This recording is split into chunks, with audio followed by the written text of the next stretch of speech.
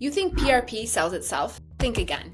As a surgeon, it's your responsibility to dispel misconceptions and show why PRP may save them from surgery.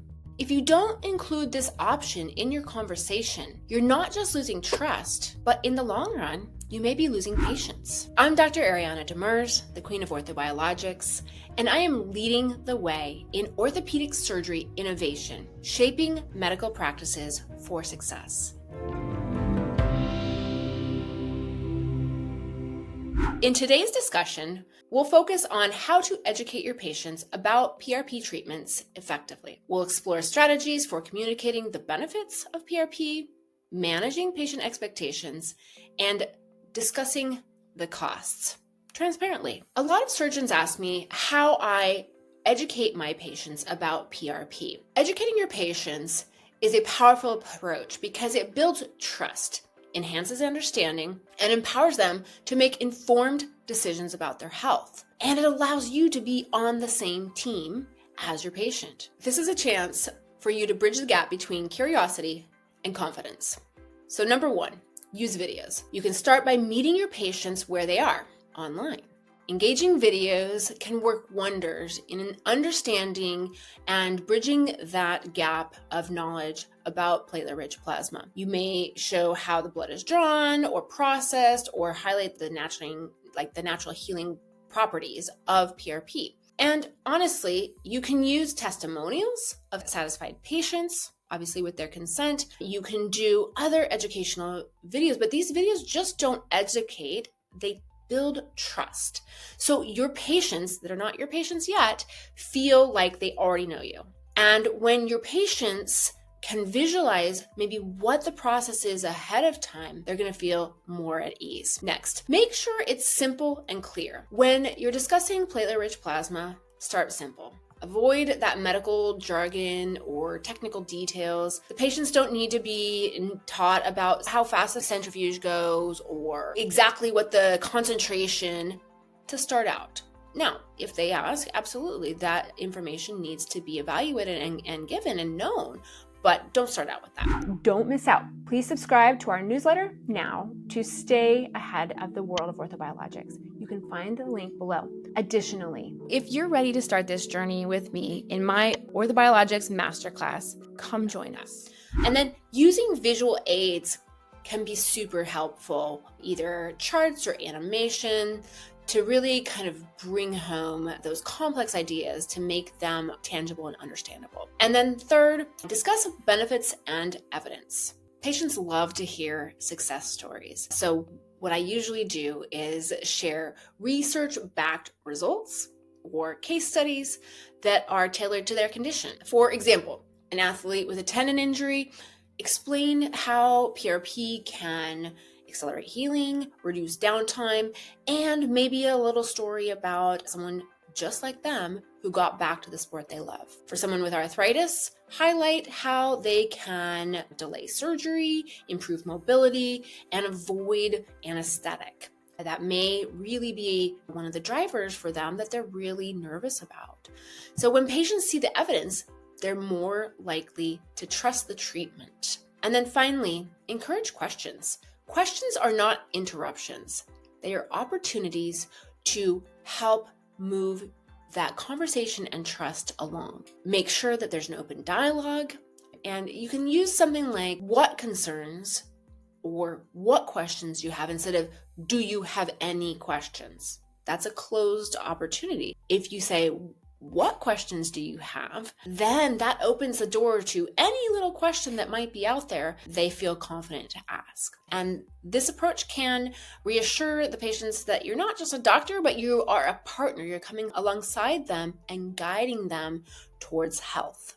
Question 2. How do you manage patient expectations on PRP? A lot of my colleagues who are just getting into orthobiologics and using PRP asked me how I manage my patient expectations when we're using PRP. I really like to make sure that we're setting clear, realistic expectations for patients. I don't want to promise them the moon and then come up short. So I really try very hard to be transparent and evidence-based. And when I'm giving them the expectations, I give them in where I'm getting this information from. So be upfront about what PRP can do and what it cannot do.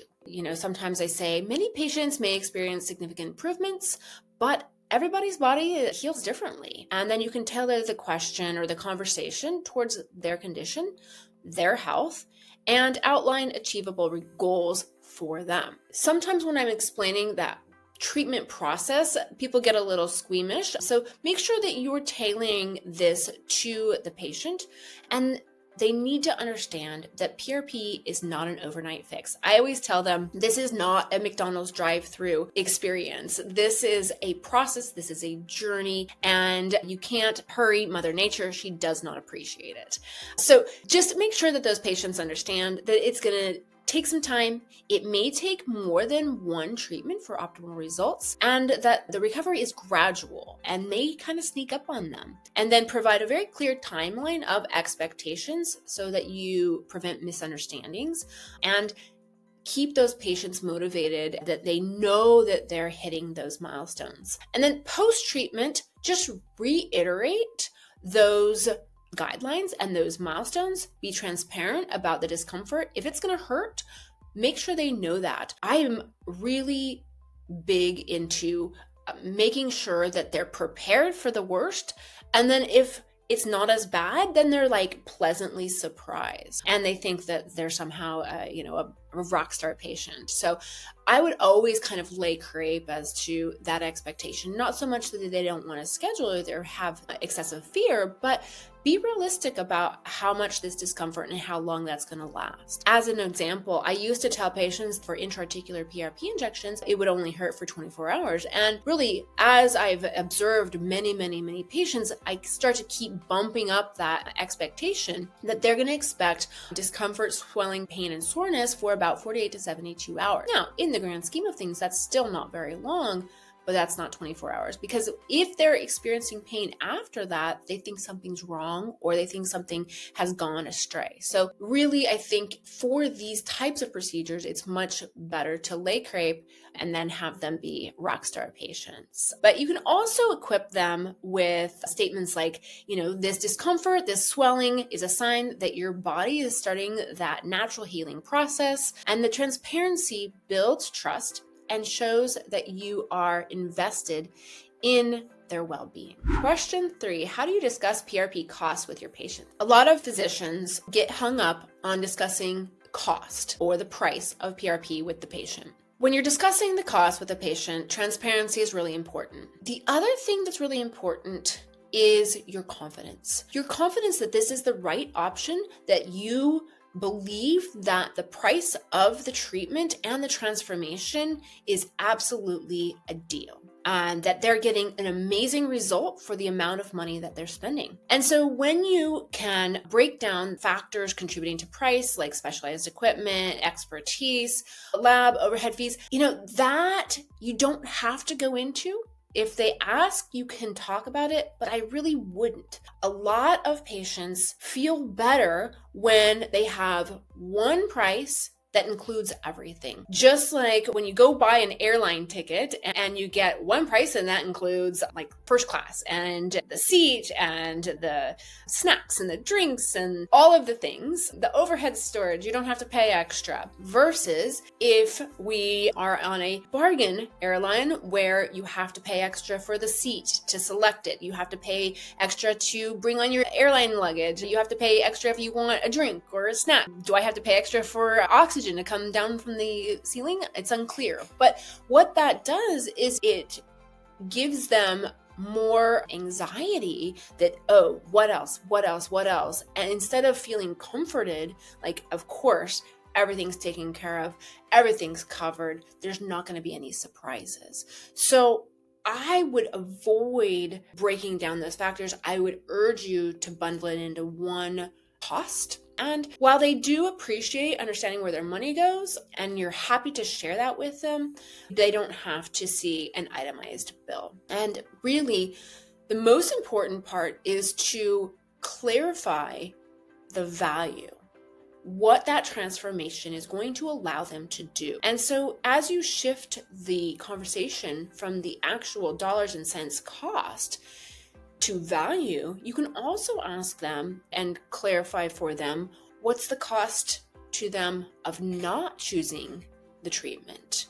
Are they going to be in the same spot, having the same pain, not getting good sleep, being held back, not being able to participate? So that's important too when it comes to cost. And really, I just had a patient say, we've been saving and, we've got to invest in our health, because if you don't have your health, you don't have anything. And in part, I think they're right on the money, literally. Really, when we invest in our health, there's potentially the ability to save them for more invasive procedures, surgical procedures, costly treatments like long-term medications or surgeries. And so using orthobiologic PRP as a proactive approach with long-term benefits, patients can better appreciate that this may be actually a cost savings or a more effective approach to halt the progression of the disease and or avoid expensive surgery. And it's not just a band-aid procedure or a temporary fix. So really, my goal is to make sure that the patient understands the value and has clarity around the price and understands that I have confidence that the price of this procedure is absolutely a bargain for the transformation that they will